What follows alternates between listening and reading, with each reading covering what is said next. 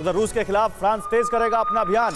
Ukraine को जल्द और हथियार पहुंचाने का फैसला किया है फ्रांस ने। रूस के फाइनेंशियल एसेट्स को फ्रीज करेगा फ्रांस, यह जानकारी सामने आ रही।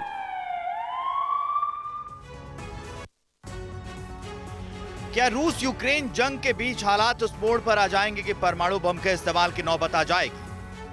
यूक्रेन के राष्ट्रपति व्लादिमीर जेलेंस्की ने भी ये बात साफ कर दी है कि जल्द ही रूस यूक्रेन की राजधानी कीव पर कब्जा कर सकता है। हालांकि अब इस बात की भी आशंका जताई जा रही है, युद्ध में यूक्रेन के हथियार न डालने की स्थिति में रूस अपने पास उपलब्ध दुनिया के सबसे घातक गैर परमाणु हथियार फादर ऑफ ऑल बॉम्ब का इस्तेमाल कर सकता है। यह आशंका फ्रांस के राष्ट्रपति मैक्रो ने जताई है और कहा है कि बेलारूस में रूस परमाणु हथियार डिप्लॉय कर सकता है। मैक्रो ने यहां तक कह दिया है कि मॉस्को को न्यूक्लियर हथियार डिप्लॉय करने की हरी झंडी मिल गई। फादर ऑफ ऑल बॉम्ब को सबसे घातक थर्मोबैरिस हथियार कहा जाता है।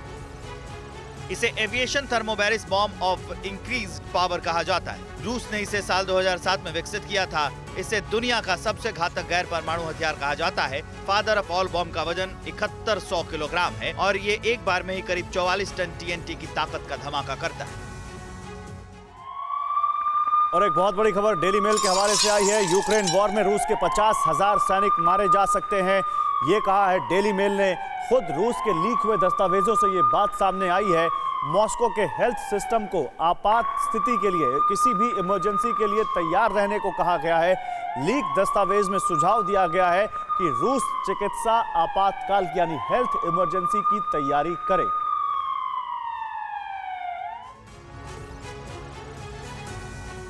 रूस और यूक्रेन के बीच चल रही जंग अगर यूं ही जारी रही तो रूसी सेना के 50,000 फौजी मारे जाएंगे।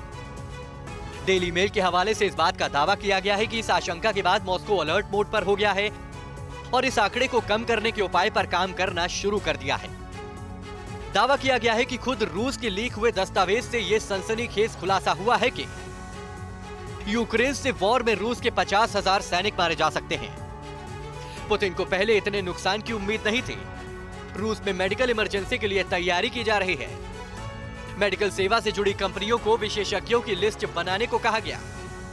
डेली मेल की रिपोर्ट में इसलिए भी सच्चाई नजर आती है क्योंकि 3 दिन के युद्ध में ही रूस के 3000 से ज्यादा जवान मारे जा चुके हैं, जिसके बदले में पुतिन केमिकल हथियारों का इस्तेमाल कर सकते हैं और यूक्रेन के अस्पतालों पर भी रूसी हमले हो सकते हैं। बताया जा रहा है कि खुद रूस को इस बात का अंदाजा नहीं था कि इस जंग में उसे इतना नुकसान उठाना पड़ सकता है। परवाह देश की, सोमवार से शुक्रवार रात 10 बजे TV9 भारतवर्ष पर।